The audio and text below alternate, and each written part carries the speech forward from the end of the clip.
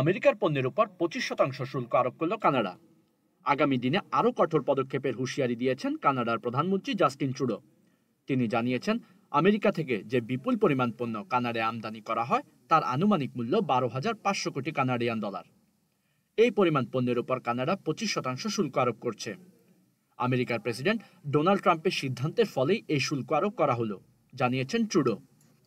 মার্কিন president Donald Trump গতকাল শনিবার কানাডা ও মেক্সিকোর পণ্য আমদানিতে 25% শুল্ক আরোপের আদেশ দিয়েছেন। 10% শুল্ক আরোপ করা হয়েছে চীনের পণ্য আমদানিতেও।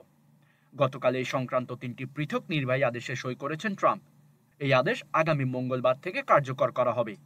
এর জবাবে কানাডার প্রধানমন্ত্রী জাস্টিন ট্রুডো বলেন, $150 বিলিয়ন মূল্যের মার্কিন পণ্যের উপর 25% শুল্ক আরোপ করবে তার সরকার। মঙ্গলবার থেকে $30 বিলিয়ন মূল্যের মার্কিন পণ্যের উপর এই শুল্ক কার্যকর হবে।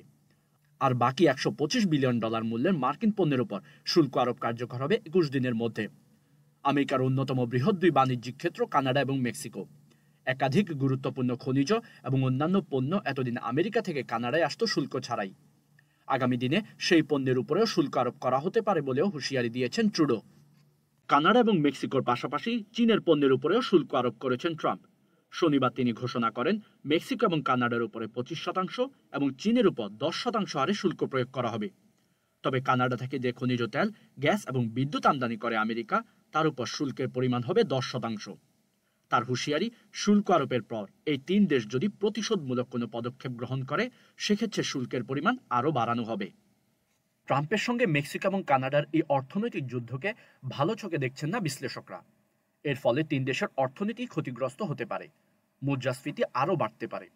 ট্রাম্পের ঘোষণার পর মেক্সিকোর প্রেসিডেন্টের সঙ্গে কথা বলেছেন ট্রুডো। আমেরিকার পণ্যে শুল্ক আরোপ করা হয়েছে মেক্সিকো থেকেও।